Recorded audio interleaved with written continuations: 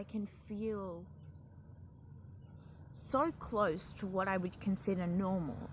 Sometimes I can feel so mental illness free, it makes me question whether or not there's anything wrong with me to begin with. Is everybody right? Is it really all in my head when at times I can feel so normal? What is the difference between being around someone so close to panic, being out in public where you are so terrified, where you're shutting down, where you're everything but rocking backwards and forwards on the ground, and then suddenly you hop in your car, you're listening to music, you get home, you're sitting on your swing set and you're completely alone, and suddenly you feel kind of normal. And it's a really strange feeling. My doctor's been saying to me for a long time that I avoid being in my body, that I avoid living, because it reminds me how unwell I really am. It's like if you don't put anything on your plate, if you've got nothing to do, and if you literally say to yourself, all I'm going to do today is nothing, it's pretty easy to kind of feel normal when you haven't set out to do anything that you could fail at. So if I say I'm going to go down the supermarket today and I can't muster the courage to go down the supermarket, then I feel really unwell. When I'm around people, it really reminds me of how sick I really am, how much I can't find enjoyment in the things I really enjoy. When I spend time around my boyfriend and I'm so irritable and I'm so down that I can't even feel the love that I feel for him. I can't feel anything but depression.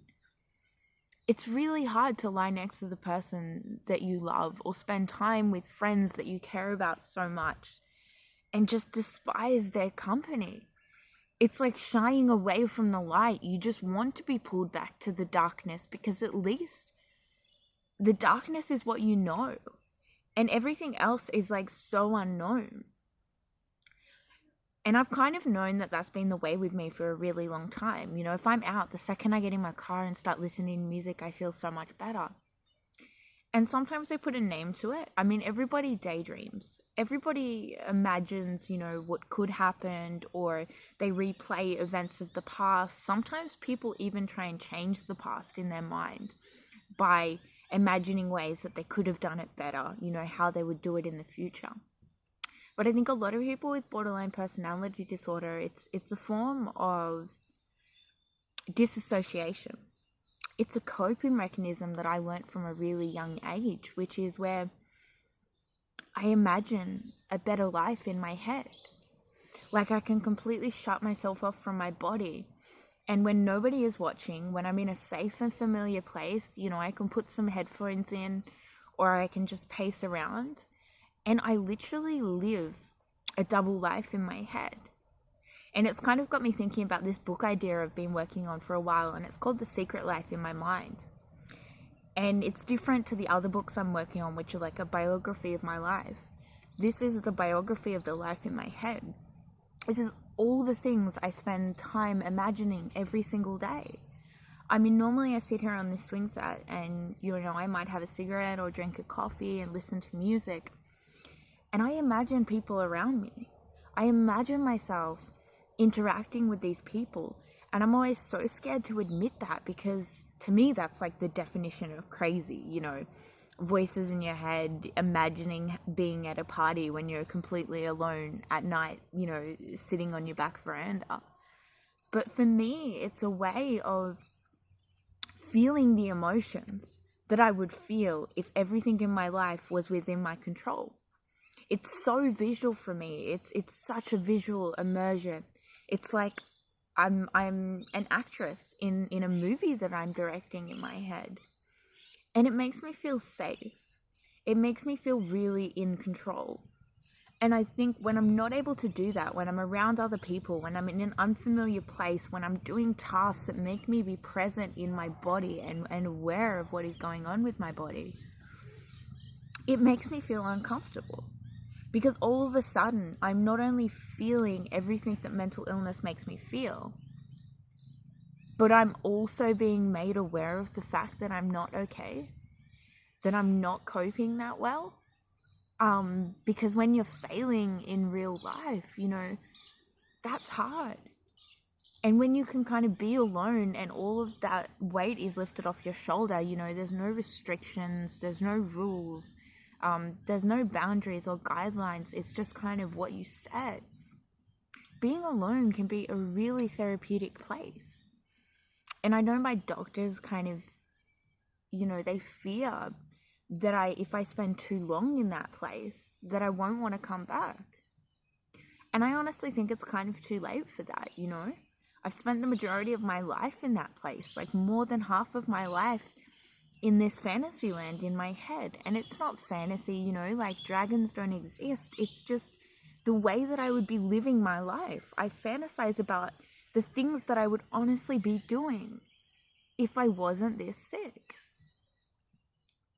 And I think a lot of people sort of develop that coping mechanism from, when you're a child. And things aren't going your way, and people are taking control away from you, and they're forcing things on you, and you're being made to feel things that you don't want to feel. So you have to find a way to escape.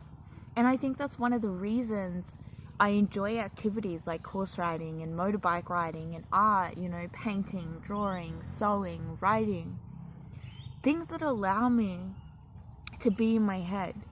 Things that give my body just enough occupation so that I'm not twiddling my thumbs. Something that gives my body something to do that is really mundane, that is really routine, that is really predictable, so that I can immerse myself into this wonderful movie that I create in my head. And I don't know, not many people talk about that. I never really hear anyone talk about that dissociative kind of symptoms, because I think a lot of people think that kind of means you're psychotic, or that, you're schizophrenic, or you're having psychotic episodes. Like, people are so scared of admitting the things that they imagine in your head. And I know I was really scared for a long time, because I think you can use it for two reasons. I think when you're feeling overwhelming emotions and you don't know why, you can use them to validate those emotions. Like, if I feel like I'm grieving, if I feel like I am in pain, I will start to imagine scenarios in my head that fit the emotions that I'm already feeling. And you can do that to kind of make logical sense of everything.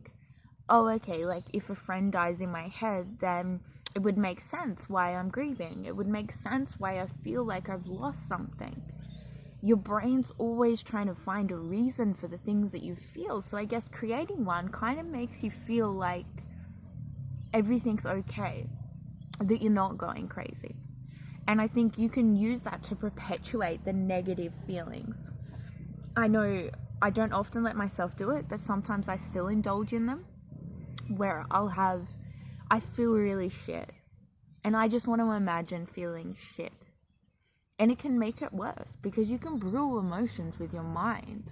Like, you can create emotions, you can make them stronger, and you can even fabricate them kind of from nowhere. But I always kind of feel like they come from somewhere to begin with.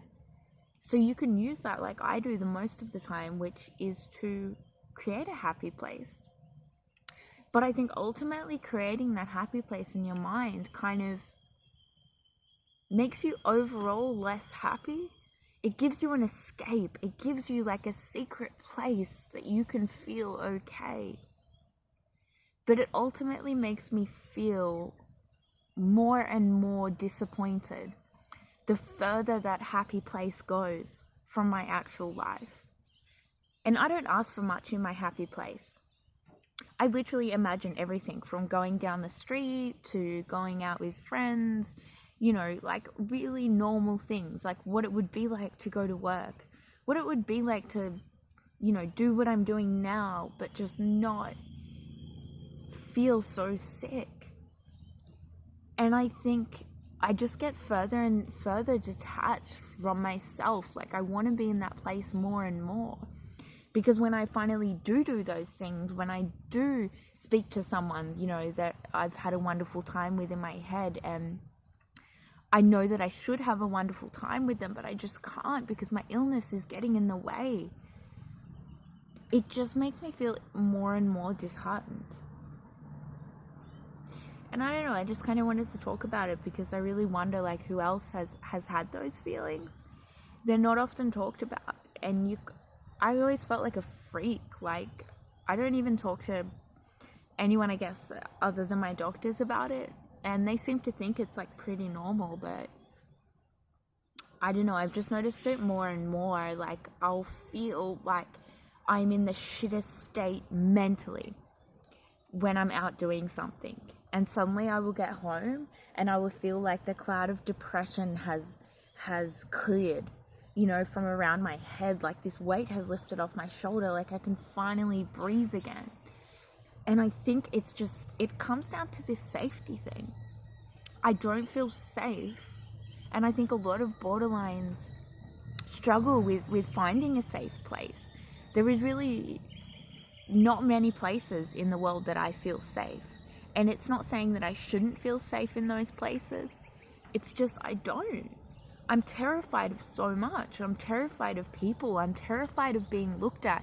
And the worse state that I am in emotionally, the harder it is to be in those situations and cope. I mean, my poor boyfriend, it's like he just has to look at me when I'm really down, and I'm like, don't look at me, you know, or he'll just touch me, or, you know, he'll just try and give me a hug, and I'm like, don't touch me. And it's not because I'm being a bitch, it's because I'm literally terrified. It's like being looked at, being touched, someone invading your personal space, even if it's just with your eyes, makes you feel so vulnerable and so scared. You feel violated. And I think that's where the definition between being borderline, you know, being like a personality disorder, and being a complex trauma is really defined. Because you can say you have borderline personality disorder, you just can't deal with your emotions, which is true. We feel really intense emotions, but we are victims of a form of child abuse that not many people recognize.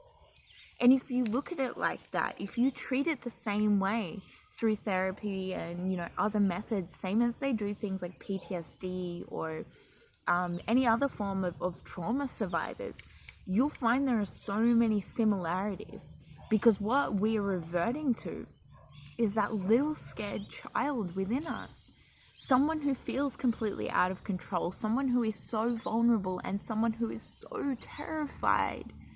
We just push everyone away because we just don't know what to do. And it's hard to explain that to other people because I get really confused. I don't know how to explain it to someone because I don't even understand it myself. Why does someone that I care about, someone who makes me feel very safe, why am I scared to be around them? Why do I not want them to be around me? Like, what is that? And I think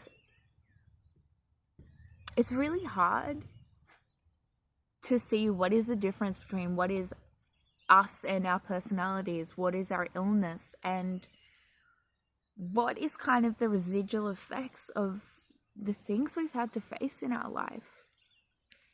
I mean, if you've had to feel the way that most of us feel, if you've had to experience life in the way that we experience, if you've lost faith in yourself because you're constantly switching between okay and not okay and all the gray areas in between, it's like you don't even know who you are. I don't even know what is real. I spend the best part of every day trying to work out, you know, are these real emotions? Are these real feelings, real rational feelings? And I guess it doesn't really matter because at the end of the day, if you're feeling them, they are real. So just convincing yourself that they aren't real isn't going to make them go away. It's just going to make you feel worse for them even being there in the first place. So I just hope you guys are, like, I guess, having a better time with me right now. I know kind of looking back and reflecting on everything, like, really helps a lot. So I'm interested to see how many people kind of do the same. I'm constantly being told that I shouldn't reflect back as much, but I honestly think that's kind of bullshit. I think the only way to move forward is to educate yourself. And I honestly believe that I think the stigma around mental illness is there because we lack the vocabulary to talk about mental illness. And I think the more of us that start talking about it, the more people will understand the language of mental health. They'll be able to understand our point of view. And I think the only way we can get to that stage is by sharing our experiences. And the more people that put them into words, the easier it'll be to speak about. Make sure to subscribe if you can. I'm going to start uploading like a video every couple of days or so. So that'd be really cool. Thanks, guys.